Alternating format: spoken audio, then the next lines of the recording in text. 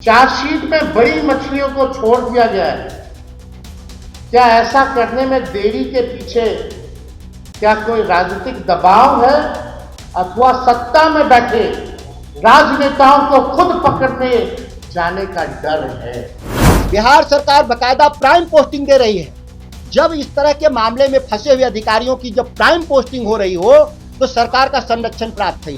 Tender घोटाले को लेकर बिहार की सियासत गर्म है। पहले आईएएस संजीव हंस, उसके बाद ऋषुश्री। जी हाँ, हम बात कर रहे हैं टेंडर घोटाले की और कैसे ये टेंडर घोटाला हुआ, कैसे मनी लॉन्ड्रिंग हुई और कैसे पद का दुरुपयोग कर कैसे ठेकेदारों को अवैध तरीके से टेंडर दिए गए। संजीव हंस, जिन पर ईडी और एसवीयू ने 2024 में कार्रवाई में आरोप लगा कि कैसे कोसी बैराज परियोजना की राशि 69 करोड़ से बढ़ाकर 94 करोड़ कर दी गई। उस वक्त संजीव हंस जल संसाधन विभाग के सचिव थे। वहीं 2 साल पहले ही ऋषुश्री पर आरोप गठित कर लिए गए थे, जांच चल रही थी, लेकिन लगभग 2 साल के बाद कहीं ना कहीं ऋषुश्री की गिरफ्तारी होती है। गिरफ्तारी के बाद बहुत सारे नाम आते हैं, जहां आईएएस आनंद किशोर, संतोष कुमार मल सहित तमाम जो वो नाम हैं वो सामने आते हैं। हालांकि ये अभी अदालत में है और इस पर कोई भी फैसला लेना जल्दबाजी होगी, लेकिन बिहार की सियासत कहीं ना कहीं इस मामले को लेकर गर्म है।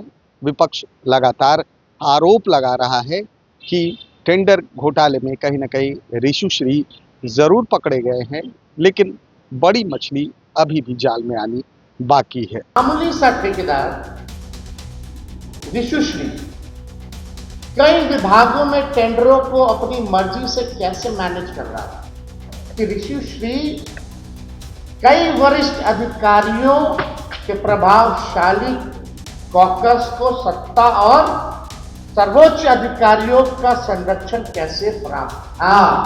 चार्जशीट में बड़ी मछलियों को छोड़ दिया गया है। क्या ऐसा करने में देरी के पीछे क्या कोई राजनीतिक दबाव है अथवा सत्ता में बैठे राजनेताओं को खुद पकड़ने जाने का डर है? इतना देरी से चार्जशीट हुआ क्यों?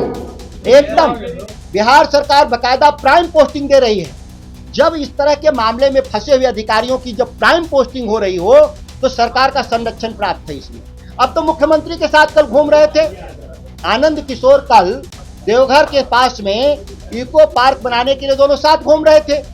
सवाल यह है कि जो अभियुक्त हैं, जिन पर जांच होना चाहिए, जिनको जेल में होना चाहिए, उनके साथ मुख्यमंत्री घूम रहे हैं, तो इसको क्या कहा जाए? अब हम कैसे भरोसा करें राज्य के मुख्यमंत्री पर कि गुनाहगार अपराधी के साथ घूम रहे हो? लेकिन सबसे पहले शुरुआत करते हैं 2024 से, जब मनी लॉन्ड्रिंग और कह सकते हैं कि टेंडर घोटाले को लेकर कहीं ना कहीं आईएएस संजीव हंस की गिरफ्तारी होती है। लगभग 9 महीने वो जेल में भी रहते हैं, लेकिन जब छूटते हैं तो उसके बाद कहीं ना कहीं ये बड़ा आरोप लगता है कि आखिर कैसे संजीव हंस की जो गिरफ्तारी हुई थी उन्हें जमानत कैसे मिली।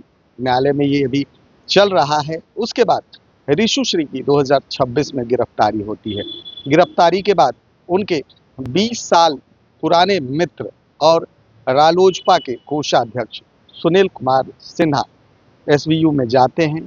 उनसे कड़ी पूछताछ होती है और कड़ी पूछताछ में बड़ी जानकारी भी उपलब्ध होती है। कैसे गायत्री देवी के खाते पर 94 लाख रुपए भेजे गए, कैसे जो टेंडर थे उस टेंडर को मैनेज करने में जो भूमिका है सुनील कुमार सिन्हा की रही है, और किस तरीके से जो छोटे बड़े ठेकेदार थे उनके टेंडर को मैनेज किया जाता था और लगभग 7 से 10% लेकर तमाम अधिकारियों के बीच में 3 से 4% की राशि बांटी जाती थी। लेकिन सबसे अहम बात ये है कि ऋषुश्री की गिरफ्तारी के बाद कहीं ना कहीं नीतीश कुमार की सरकार और सम्राट चौधरी की सरकार पर एक बदनुमा दाग लगा है। हालांकि कोर्ट के निर्णय के बाद ही ये पता चलेगा कि आखिर ये कैसे संचालित होता था और कौन कौन लोग इसमें शामिल थे। लेकिन कह सकते हैं कि जिस तरीके से टेंडर होने से पहले उसकी राशि जो है ठेकेदारों को बता दी जाती थी, बड़ी कंपनियों को बता दी जाती थी, वहीं ऋषुश्री की जो बड़ी भूमिका थी कहीं ना कहीं वो विभाग और जो ठेकेदार हैं उनके बीच में मध्यस्थता का काम करता था। कैसे वो राशि का पता लगाता था और कैसे वो टेंडर डाले जाते थे। ऋषुश्री के नाम से 8-10 कंपनियां भी हैं जिसके नाम से अवैध रूप से ठेके लिए जाते थे और कहीं ना कहीं मोटी कमीशन के तौर पर 7 से 10% कमीशन ली जाती थी। कैसे उन पैसों में जो अधिकारी हैं उनको विदेश यात्रा कराई जाती थी, कैसे महंगी महंगी ज्वेलरी या गिफ्ट दिए जाते थे। लेकिन अब सबसे बड़ा सवाल ये है कि सुनील कुमार सिन्हा जो कि रालोजपा के कोषाध्यक्ष भी थे, उनके खाते से गायत्री देवी को भी पैसे गए।